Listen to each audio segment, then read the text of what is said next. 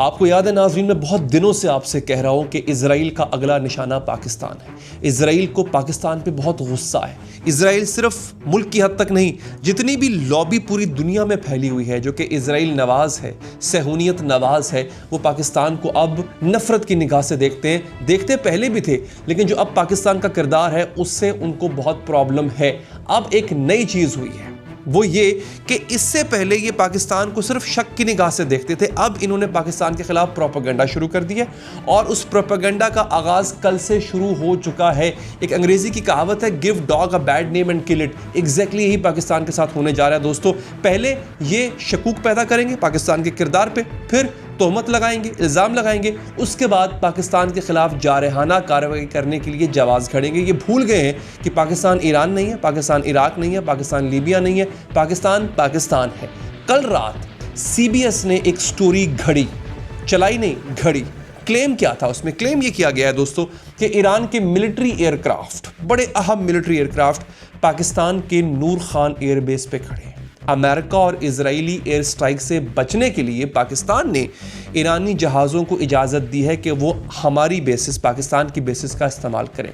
आज सुबह पाकिस्तान की फॉरेन मिनिस्ट्री ने इसका टिका का जवाब दे दिया, ऑफिशियल जवाब दे दिया। कहता है Pakistan categorically rejects the CBS news report regarding the presence of Iranian aircraft at Nur Khan airbase as misleading and sensationalised. Pakistan reject करता है, रद्द करता है ऐसी खबरों को, और ये गुमराह कुन है और सनसनीखेजी फैलाने के लिए सच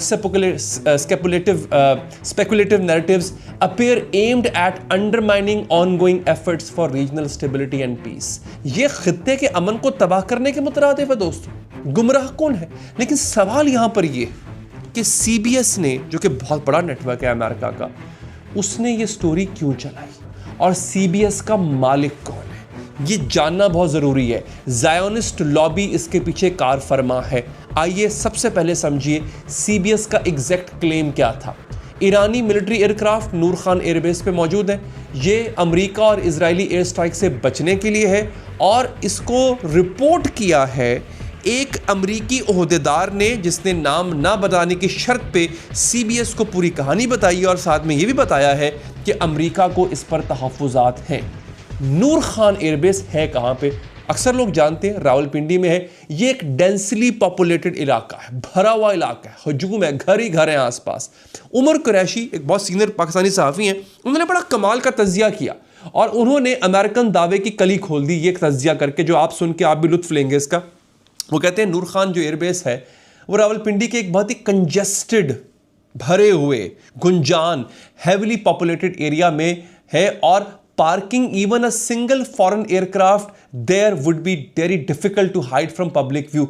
आते जाते लोग बड़े आराम से देख सकते हैं कि नूर खान एयरबेस में कौन कौन से जहाज खड़े होते हैं। इतना मुश्किल नहीं है, बिल्डिंगों से नजर आ जाता होता है। जो लोग रावलपिंडी रहते हैं उनको पता है इस बात का। वो कहते हैं कि किसी और मुल्क का एयरक्राफ्ट वहां पर पार्क करना आसान नहीं है, उसको छुपाना। अरे बड़ी सिंपल बात है, रावलपिंडी में जहां लाखों लोग रहते हो, ईरानी मिलिट्री एयरक्राफ्ट जिस पे ईरान का झंडा लगा हो वो छुपाया नहीं जा सकता।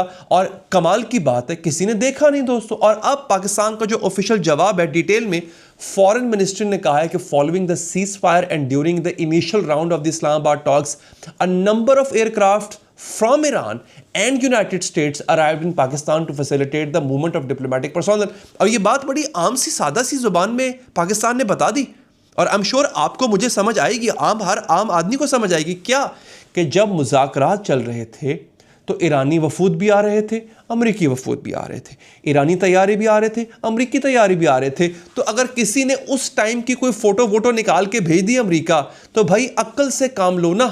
ईरान और अमेरिका दोनों के एयरक्राफ्ट वहां पर मौजूद थे डिप्लोमेटिक पर्पस के लिए, और ये खुफिया तो था ही नहीं। ये तो पूरी दुनिया को पता था कि हाँ ईरान के तैयारे पाकिस्तान में लैंड हो रहे हैं।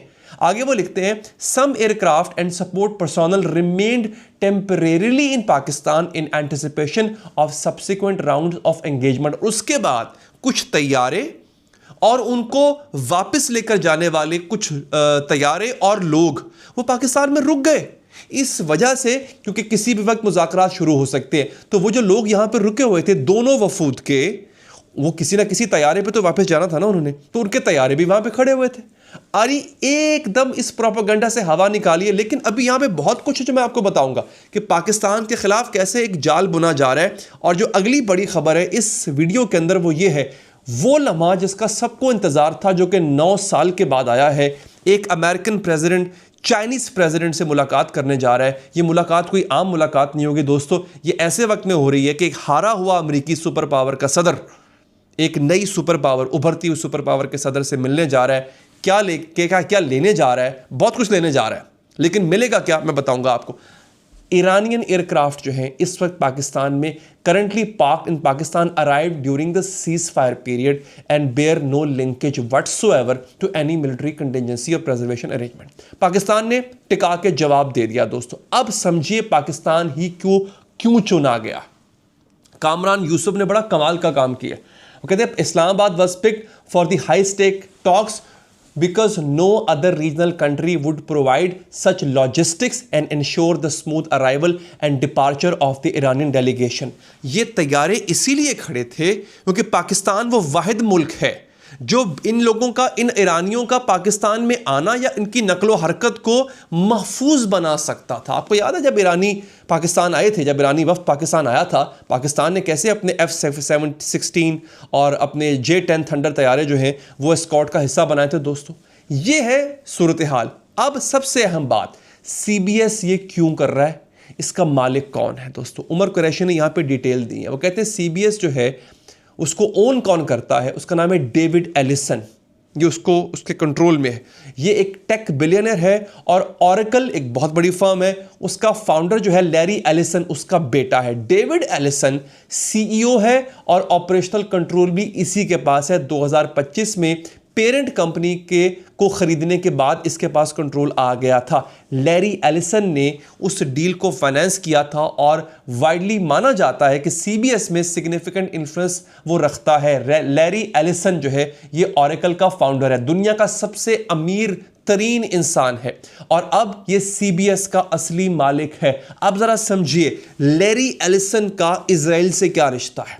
Larry Ellison has openly expressed admiration for Israel. खुले में वो कहता है कि मुझे इजराइल पसंद है, मैं एडमायर करता हूं इजराइल को, मैं इजराइल की तरफ देखता हूं। और IDF को, इजरायली डिफेंस फोर्सेस को सबसे बड़ा जो डोनेशन है वो भी इसी लैरी ने दिया है। 2017 में Larry Ellison donated $16.6 million to friends of the Israel Defense Forces, the largest single donation in that organization's history at the time.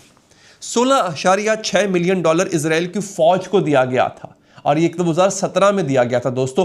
क्यों दिया गया था? ताकि फौज वो सब करे जो उसने 2023 में शुरू किया था दोस्तों। अब इसकी नेतन्याहू से भी दोस्ती है। एलिसन जो है उसके बारे में कहते हैं कि is widely reported to have a personal friendship with Netanyahu, जाती दोस्ती है।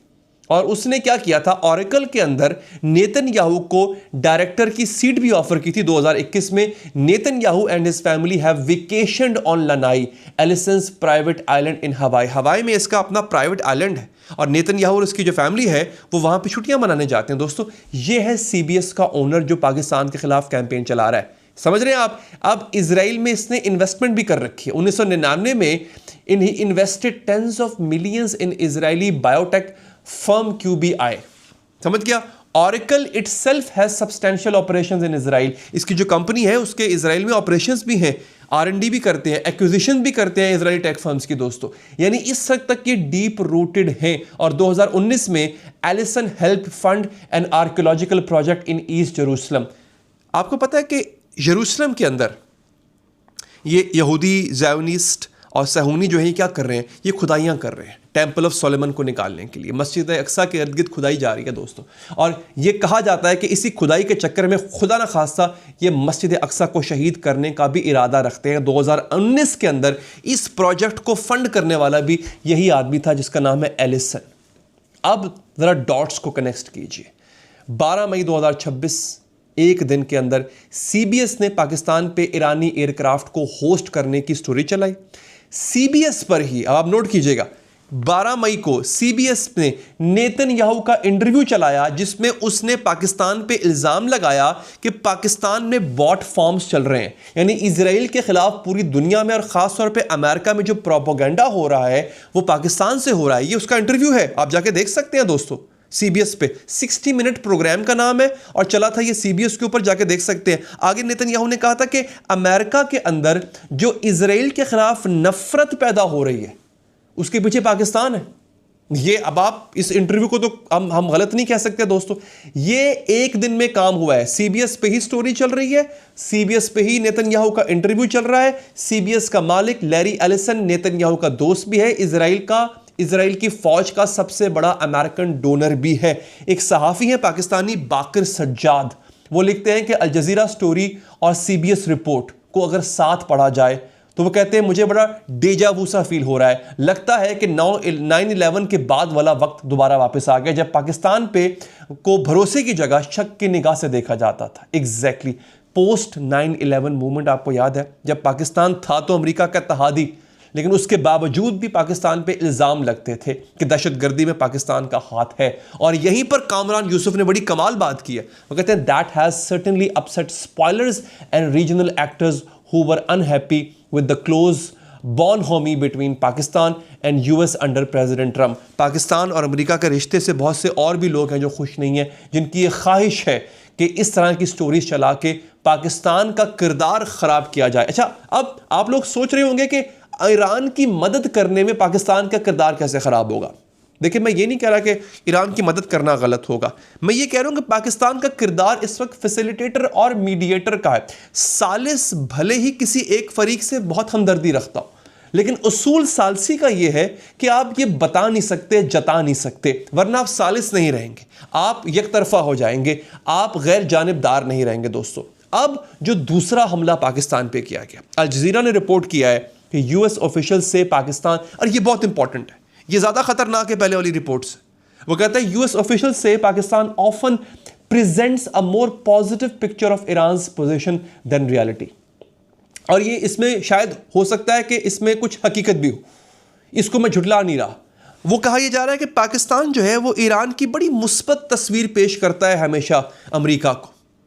यहां पे हो सकता है बहुत से पाकिस्तानी खुश भी होंगे, ठीक है। आगे वो लिखता है prompting Trump allies to urge Pakistani intermediaries to be more candid in their communication with Tehran. और जो ट्रंप और ट्रंप के जो इत्तेहादी हैं वो पाकिस्तान से ये चाहते हैं, ये ख्वाहिश रखते हैं पाकिस्तान से कि वो जब ईरान को हमारा मौक़िफ़ बताए, अमेरिका का मौक़िफ़ बताए तो खुल के बताए, लगी लिपटी ना रखे दोस्तों, सीधे तरीके से बताए। मतलब पाकिस्तान ईरान की तरफ झुक रहा है, पाकिस्तान सच नहीं बोल रहा हमसे। ये अल जजीरा की स्टोरी है और ये यूएस ऑफिशियल्स को कोट करते हुए बताई गई है। ये सारा कुछ जो चीज़ जिस नतीजे पे मैं आपको लाना चाह रहा था, और आप भी हैरान होंगे, सर धुनेंगे अपना कि ये हो क्या गया, ये सारा कुछ एक दिन में हुआ है दोस्तों। 12 मई को हुआ है सीबीएस की स्टोरी, नेतन्याहू का इंटरव्यू और अल जजीरा की स्टोरी। क्या ये इत्तफाक है? क्या ये कोइंसिडेंस है दोस्तों? सवाल का जवाब आपसे मुझे चाहिए होगा कमेंट बॉक्स में। अब देखिए पाकिस्तान असल में क्या कर रहा है, पाकिस्तान ने इस पूरी गेम का फायदा कैसे उठाया। सबसे पहला काम, पाकिस्तान अब यहां पे जो खबर है रशिया से ऑयल इंपोर्ट कर रहा है, वो रशिया जिससे ऑयल इंपोर्ट करने पे पाबंदी है, यहां तक कि भारत को सख्ती का सामना सहना पड़ा। Pakistan plans to increase oil imports from Russia during the Strait of Hormuz crisis. ये खबर। फिर अगला काम क्या कर रहा है पाकिस्तान, गवादर के ऊपर पाकिस्तान ने टैरिफ्स खत्म कर दिए, ड्यूटियां खत्म कर दी हैं ताकि और लोग और जहाज गवादर का रुख करें। खबर यह है Pakistan has just dropped a bombshell for global traders, significant reduction in tariffs to boost world transit traffic. Pakistan ने टैरिफ कम कर दी है, जो बर्थिंग फी है 25% कम कर दिया, ट्रांसशिपमेंट जो कंटेनर चार्जेस है 40% कम कर दिए, कंटेनर कार्गो पे अगर पोर्ट चार्जेस जो थे वो 31% से भी नीचे आ चुके हुए हैं, और अगर आप कार्गो जनरल कार्गो जो होता है वो पूरा 1 महीना खड़ा कर सकते हैं आप ग्वादर पोर्ट के ऊपर फ्री में, कोई चार्ज नहीं है उसका दोस्तों। पाकिस्तान ईरान और अमेरिका के दरमियान मीडिएटर है। ये बहुत सी चीज़ों को, बहुत से लोगों को, बहुत से एंटिटीज़ को भा नहीं रहा। और अब मैं आपको लेकर चलता हूँ चाइना, यहां पर होने जा रही है असली गेम। चाइना में जो कुछ होगा दोस्तों वो तय करेगा कि इस दुनिया का मुस्तकबिल क्या है। मैं सिर्फ खित्ते की बात नहीं कर रहा, पूरी दुनिया का मुस्तकबिल क्या है। ये समिट में शहबाज शरीफ भी होंगे, ट्रंप होगा, पुतिन होगा, ये खुद होंगे, शहबाज शरीफ होंगे एक जगह पे। अब सोचिए, सुपर पावर है और एक थर्ड वर्ल्ड कंट्री है जिसका प्राइम मिनिस्टर जो है, जिस पे वैसे ही लोग तनकीद करते हैं कि इलेक्ट नहीं हुए, वो वहां बैठा होगा। सोचिए कितनों के पेट में मरोड़ उठेगा। पाकिस्तान सबके साथ बैलेंस होकर चल रहा है, रशिया, चाइना, अमेरिका, ईरान सबके साथ। इसको डबल गेम नहीं कह सकते दोस्तों। अगर आप इंटरनेशनल रिलेशंस के स्टूडेंट्स हैं, इसको स्मार्ट डिप्लोमेसी कहते हैं। ट्रंप ने आज ट्रूथ सोशल पे लिखा है, वो कहता है, I've just read the response from Iranian so-called representative. I don't like it. मैं इसको अनएक्सेप्ट, मैं इसको मानता ही नहीं दोस्तों। ट्रंप ने पहले ही ईरान का जो जवाब था उसको उसने रद्द कर दिया था, लेकिन फाइनेंशियल टाइम्स ने एक स्टोरी छापी है और तकरीबन हर किसी ने उस पर बात की। और ये स्टोरी जो है, इस पर बहुत अरसे से मैं भी बात कर रहा हूं कि प्रेसिडेंट यी के सामने जो ट्रंप जाएगा, ऐसे हाथ मिलाने जाएगा, समिट का हिस्सा बनेगा, एक ऐसी सुपर पावर का प्रेसिडेंट होगा जो तकरीबन अब सुपर पावर नहीं रही, और वो एक ऐसे सदर से हाथ मिला रहा होगा जो अगली सुपर पावर बनने जा रही है। फाइनेंशियल टाइम्स की स्टोरी की हेडलाइन सुनिए, वो कहता है, a weekend Trump arrives at Xi's court.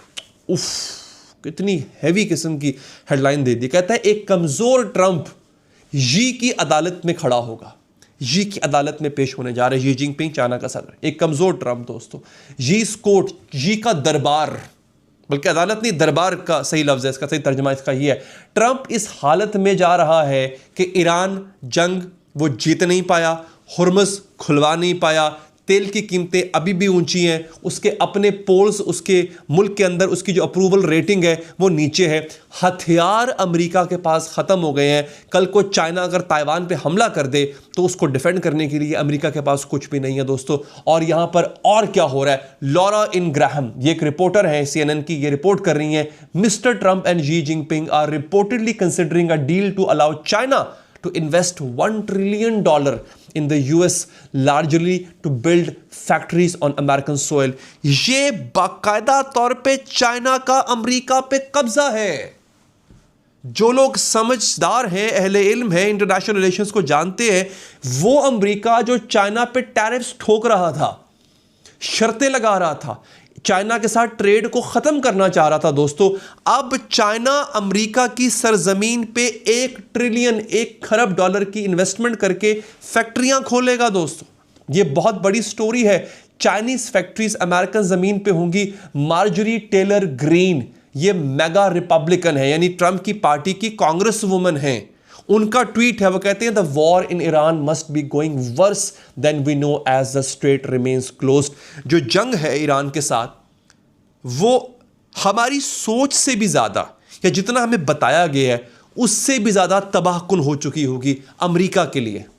So much सो, आगे कहती हैं वो, so much so that China may be allowed to build $1 trillion in factories in the US, probably in exchange for help with Iran. यानी China को जो allow किया जा रहा है कि आप आइए और आके हमारी ज़मीन पे अपनी फैक्ट्रियां लगाएं, अपने प्रोडक्ट बनाएं और $1 ट्रिलियन यहां पर इन्वेस्ट करें, ये जो चाइना को इजाज़त दी जा रही है, इसी वजह से दी जा रही है कि ट्रंप और अमेरिका इतना बुरा फंस चुका होगा, वो ये गुमान कर रही हैं, इतना बुरा फंस चुका होगा बहरे हुर्मुज़ में, ईरान में, कि चाइना की मदद के बदले इनको ये इजाज़त देना पड़ी चाइना को कि आओ और यहां पर अपनी फैक्ट्रियां लगाओ दोस्तों।